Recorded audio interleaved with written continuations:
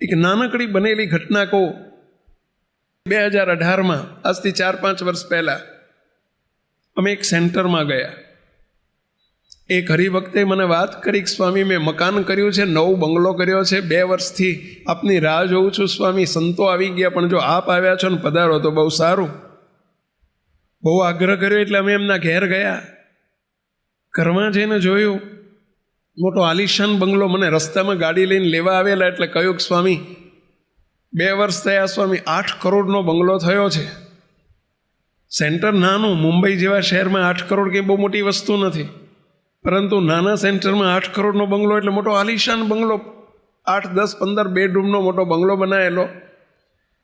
સેવકે વિચાર કર્યો કે ભાઈ શું કરતા હશે, 8-10 કરોડનો બંગલો બનાવ્યો છે.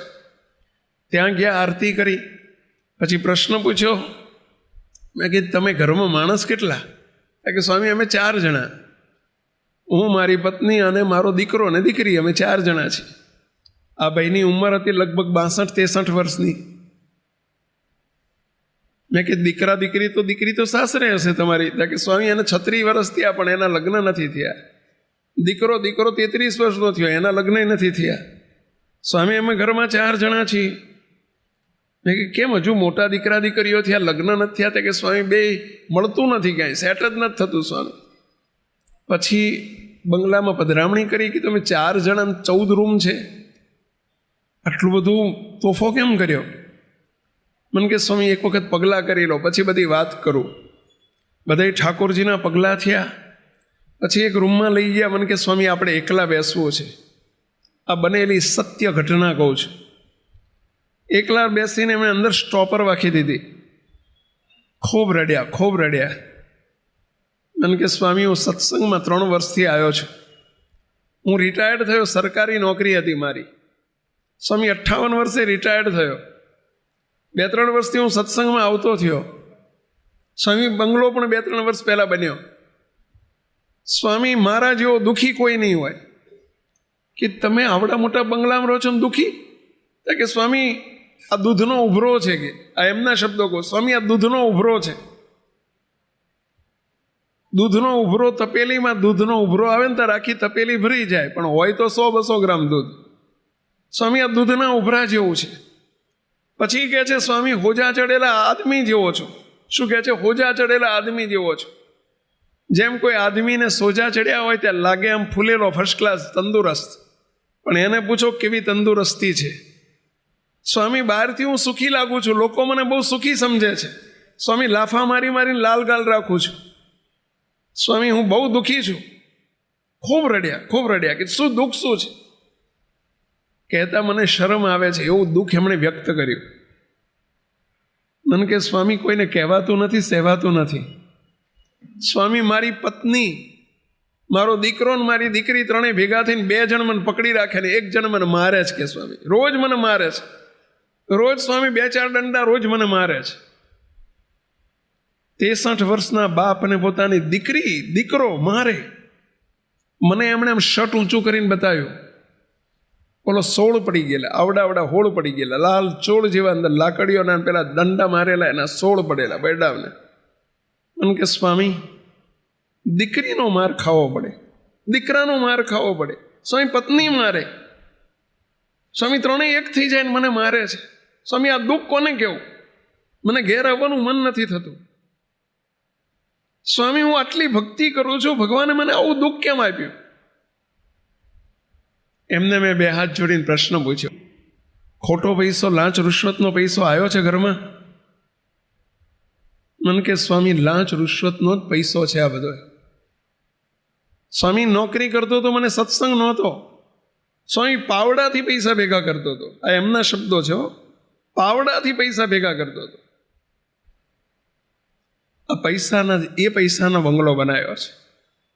મેં કીધું આ દુઃખ એનું છે, આસુરી દ્રવ્ય છે.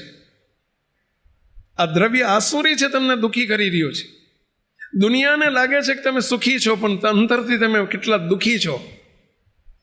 હું તો અહીં બેઠેલા બધાને 2 હાથ જોડી વિનંતી કરું છું, આ વાત એ પરિવાર માટે નથી કરતો. જરા તપાસજો.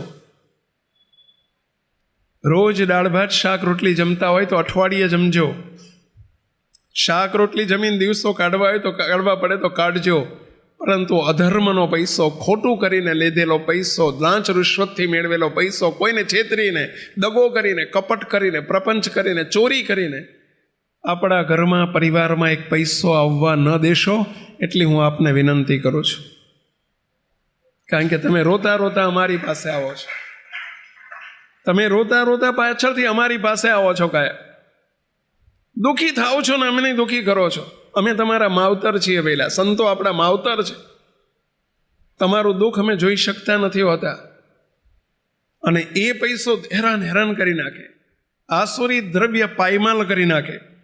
કાં તો પાછળની પ્રજા નાલાયક પાગે, છોકરા છોકરીઓ નાલાયક પાગે, કાં તો વ્યસનોમાં જાય. આસુરી દ્રવ્યના 5 દીકરા છે. જે 5માંથી એક પણ દીકરો ઘરમાં આવી જાય એટલે સમજી લેવાનું કે કોઈ રીતે આસુરી દ્રવ્ય આવી ગયું છે. તપાસ કરજો, તરત રેડ લાઇટ બતાવે છે, એલર્ટ બની જજો. કોઈ દ્વારા પૈસો આસુરી દ્રવ્ય આવી રહ્યું છે એટલે એને 5 દીકરાઓમાંથી કોઈક પણ દીકરાથી આવવાની શરૂઆત થઈ જશે. એક આસુરી દ્રવ્યનો પહેલો દીકરો કુસંપ. ઘરમાં કુસંપ વ્યાપે, ભાઈઓમાં, બાપ દીકરામાં, પતિ પત્નીમાં, કે અંદર ઘરની અંદર કુસંપ વ્યાપે. સમજો કે આસુરી દ્રવ્ય આવી રહ્યું છે કે આવી ગયું છે. ઘરની અંદર કુસંગ આવી જાય, કુસંગ આવે. કુસંગ એટલે સમજ્યા?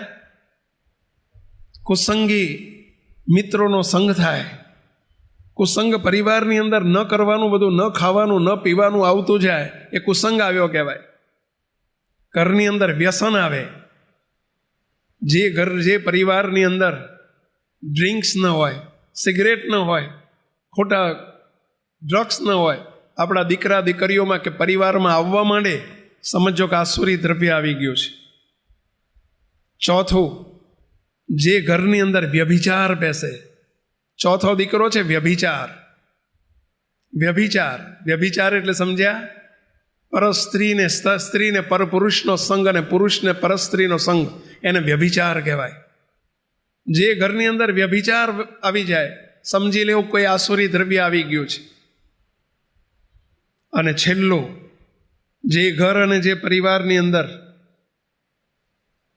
ઉદ્વેગ અને અશાંતિ આવી જાય, મોટા રોગ આવીને ઉભા રહે, કોર્ટ કચેરીઓમાં જવું પડે, કોઈ ઢસડી જાય, અંદર અશાંતિ, ઉદ્વેગ ને અશાંતિ વર્તે, સમજો આસુરી દ્રવ્ય આવ્યો છે. પાયમાલ કરી નાખે. જરા તપાસજો. આપણે ભૂલમાં કોઈ દિવસ આ ન કરશો.